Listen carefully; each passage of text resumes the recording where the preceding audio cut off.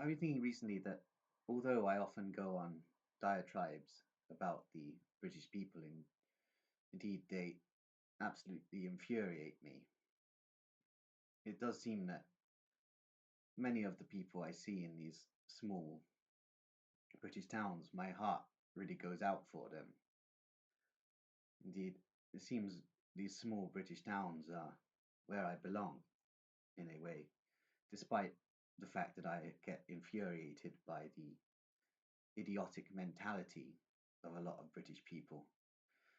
It's very sad, really, because this idiotic mentality and imbecility is the reason why the government and the Masonic networks and the intelligence agencies are able to so easily control the British population. The British population believe more or less everything that they read in the media and basically do everything that the government tells them to do, which is very sad, really. But nevertheless, my heart really goes out to a lot of people that I see in the streets in these small British towns. And so I do feel like I belong here, even though I do not feel loyalty to the nation. Indeed, it seems like the nation is actually a false construct anyway. There are networks of people. It's better to stop thinking in terms of nations and empires, and start thinking in terms of networks of people. Indeed, it is a misconception that I work for the Russians, that I work for Russian intelligence. That is a misconception. Indeed, I was programmed by Russian military intelligence after I was programmed by British intelligence. So I have technically been an operative for both British and Russian intelligence. However, I have no loyalty to either of these networks. I have loyalty to some specific networks of people that are not part of the British or Russian intelligence structures. So very interesting indeed. It does seem to me that there is no nation in Britain anymore, anyway, if there ever really was, and that it is simply factions and networks of people. There is no real nation state construct. The nation state construct is basically artificial. And as I've stated before, the intelligence services are themselves factional also.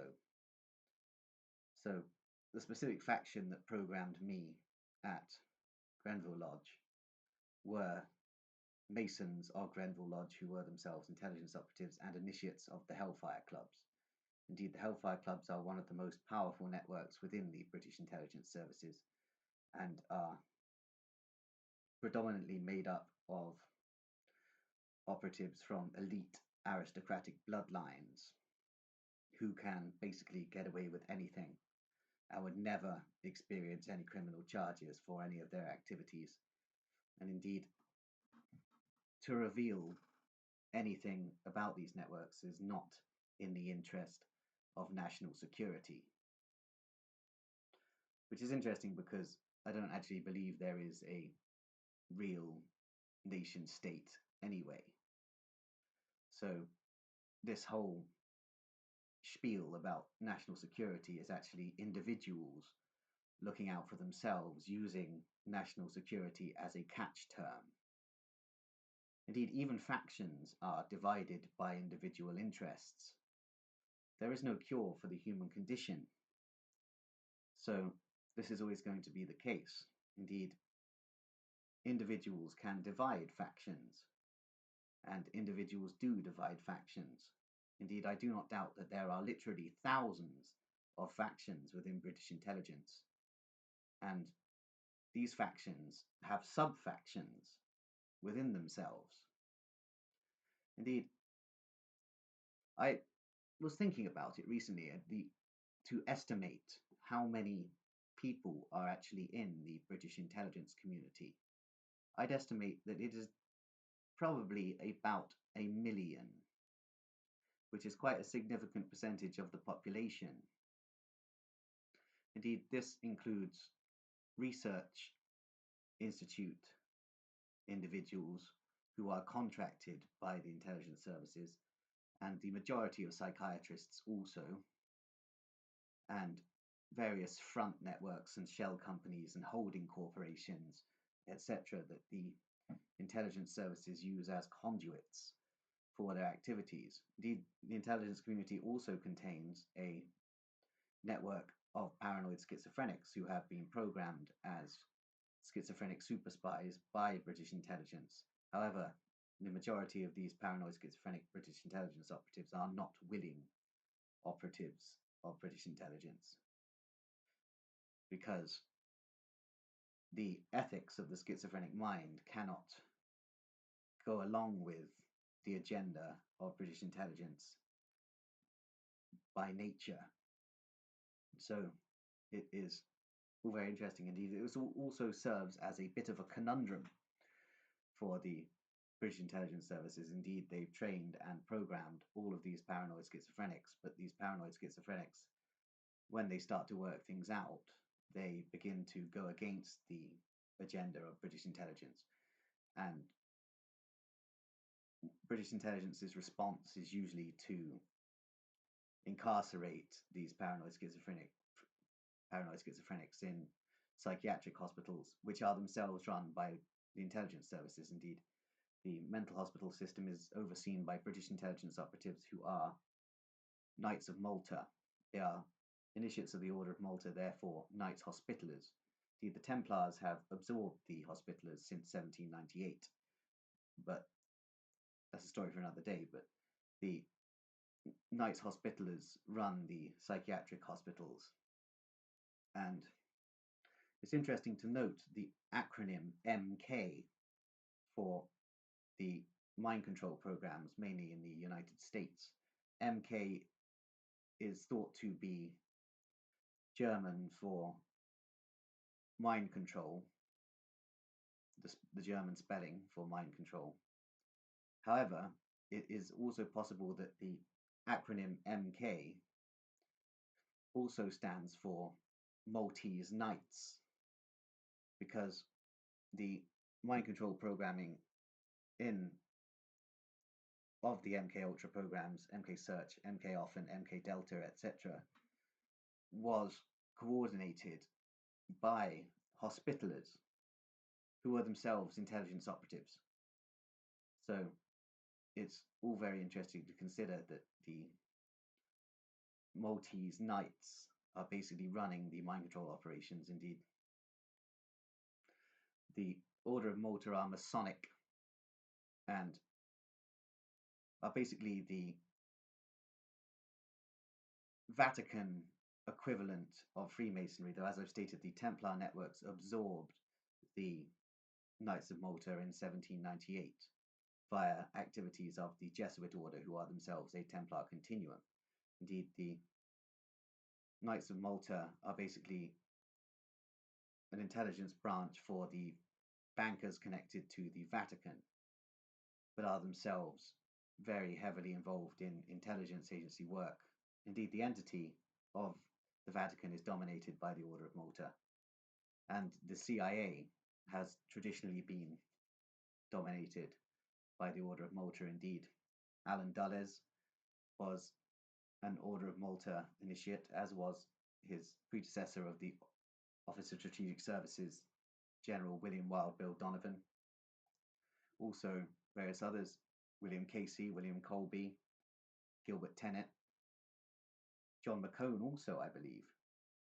Indeed, various directors of Central Intelligence in the United States have been Order of Malta initiates.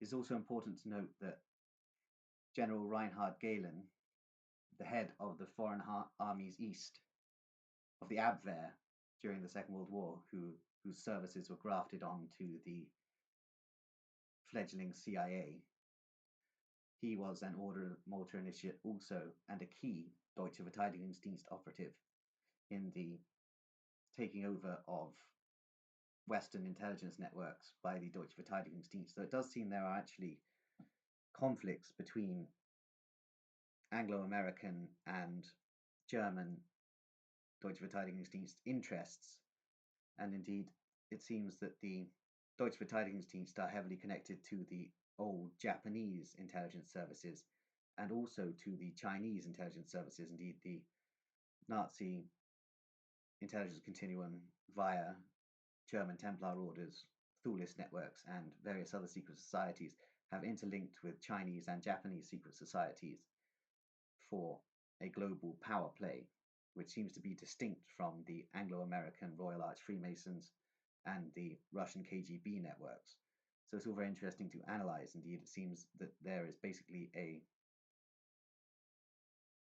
third power there, what with the main dialectic being Britain and America against Russia, indeed Britain and America being dominated by Freemasonic networks, and Russia being dominated by elite KGB secret societies. Indeed, there is a third network made up of German Templar orders, Thulists, other German intelligence and secret society branches, and the Chinese and Japanese secret societies, which is very interesting to consider. Indeed, these Chinese and Japanese secret societies have their own mind control projects, which are slightly different from those in the West, but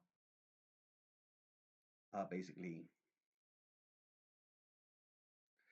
utilized for the creation of hypno-programmed assassins and ninja networks that operate for the alliance between the Deutsche Verteidigungsdienst and the Chinese and Japanese secret societies. Indeed, there seem to be many proxy conflicts going on between Chinese and Japanese secret societies, but most of these networks are actually seemingly in alignment and connect back up to the Deutsche Verteidigungsdienst.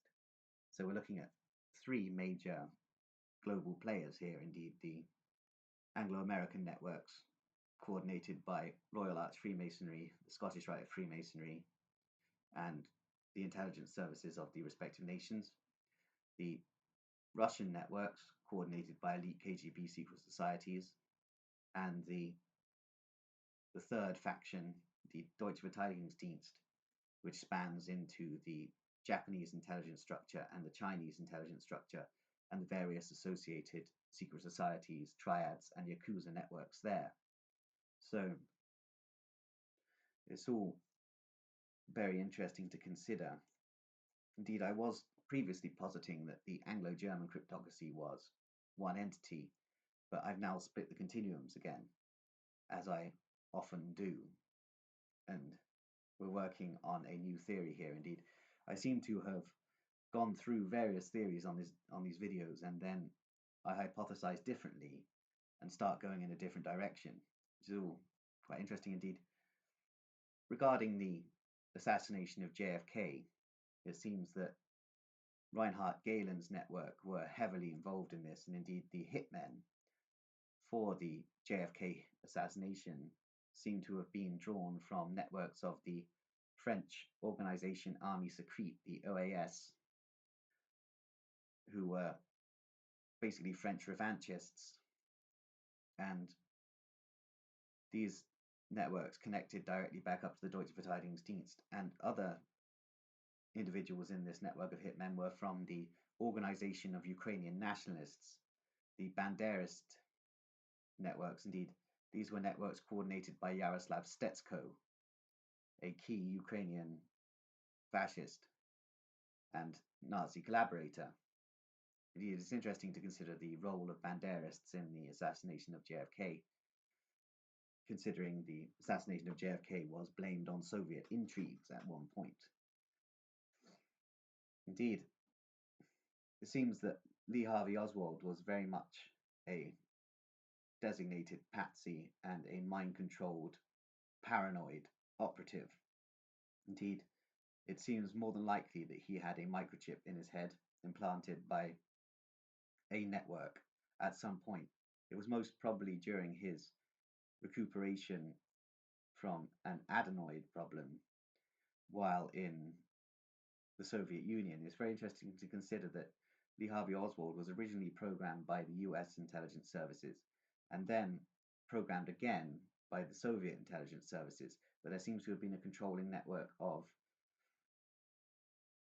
Nazis operating out of Buenos Aires that were basically controlling this network that were manipulating Oswald. So, indeed, this would have been Deutsche Verteidigungsdienst's penetration of both Western intelligence and Soviet intelligence structures.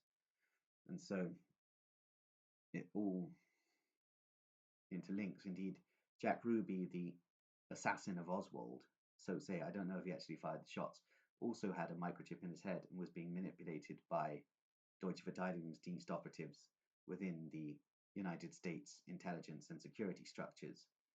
So it's interesting to note the fact that there seemed to have been a convergence of interests between individuals within the Western intelligence structure and the Soviet intelligence structure. And the only hypothesis I can really come to on this is that the Deutsche Verteidigungsdienst networks were coordinating these individuals. Indeed, it seems that there is an overarching Nazi theme to the assassination of JFK, as posited by various interesting paranoids such as Mae Brussel, the original conspiracy theorist goddess, basically, and such ultra paranoids as Kerry Thornley, who basically was thinking along very similar lines. Indeed, it's very interesting, the British intelligence networks, just how penetrated by the Deutsche Verteidigungsdienst are they? Indeed, if you analyze the fact that the Director General of MI6 currently is Blaise Metrovelli, whose grandfather was an organization of Ukrainian nationalists, Ukrainian Nazi collaborator, Banderist, known as the Butcher. It's very interesting how this all works out. And indeed, these networks interconnect with such networks as the Hellfire Clubs, though I'm not sure of the degree of cooperation. Indeed, the Hellfire Clubs are very much a British Druid network. But the Hellfire Clubs themselves engage in Nazi fetishist concepts also. Indeed, they are very anti-Semitic in their outlook and basically enjoy engaging in the ritual slaughter of individuals of that specific ethnic group. So it's all very interesting how these interests converge regarding the British intelligence structure and the Nazi Abwehr continuum networks of the Deutsche Verteidigungsdienst. So it is all very interesting indeed. I do not believe that Russia and China are actually allies. Indeed, it seems that the elite KGB secret societies are in conflict with the Chinese secret societies, and the Chinese secret societies seem to be much more aligned with Deutsche Verteidigungsdienst interests. Indeed, Kerry Thornley posited that the Nazi Vril networks and various Nazi secret orders wished to link up with the Chinese secret societies, which seems to be how it has played out. Indeed, there seems to be a bit of a false conflict going on between networks of Chinese communists and networks of the Chinese Kuomintang. Indeed, many of their criminal operations seem to be completely aligned. Indeed, they both respectively have their own triads, but these triads seem to work together in an agenda. However, as I've stated, everything is factional, so there are always power plays, and there are always interfactional assassinations. Indeed, I'm not entirely sure exactly how Chinese secret societies are structured. Indeed, I shall have to go further into this at some point, but it's all very interesting how everything links up. Indeed, it does seem that the British intelligence services do have a large amount of penetrated factions.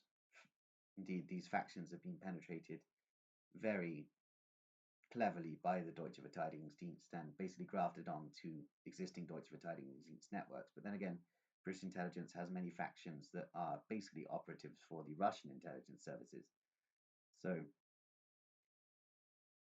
the Chinese intelligence services also seem to have percentages of British intelligence, though the Chinese intelligence services seem to be coordinated by the Deutsche Verteidigungsdienst intelligence services a lot of the time, just as the Israeli intelligence services are coordinated by the Deutsche Verteidigungsdienst services.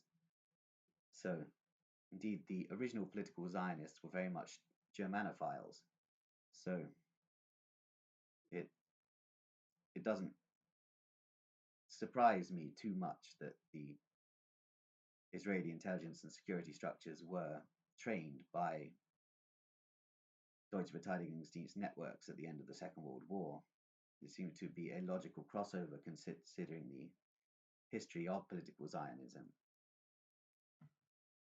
Indeed, the Deutsche Verteidigungsdienst also seemed to have majority controlling percentages over various Arab intelligence agencies also. And the Iranian intelligence services actually seem to be a joint German-Chinese construct. So it's very interesting for the observer how this all links up. However, I don't want to basically go into the realms of certain thinking and believing that the Deutsche Verteidigungsdienst conspiracy is a unipolar conspiracy theory. Indeed, it may have seemed like I thought that at various times across this video diary, but I don't believe that that is actually the case. Indeed, there are so many continuums within the Deutsche Verteidigungsdienst that are rivals that I don't believe it is a unipolar conspiracy. Indeed, at times it would appear to be so. Indeed, such as the assassination of JFK and the influence of individuals within the Western and Russian intelligence structures by Deutsche Verteidigungsdienst operatives and entities, but this is just an individual case. Indeed, the power is always changing. The forces at the pinnacle of power are always changing, and there are factional disputes and disputes within families and internal squabbles, etc. And all of the intelligence agencies are so compartmentalized that a lot of the time people don't even know who's working for who. So it's nothing is clear in the intelligence world. One can only hypothesize on these things. Indeed, I'm going to leave it there now.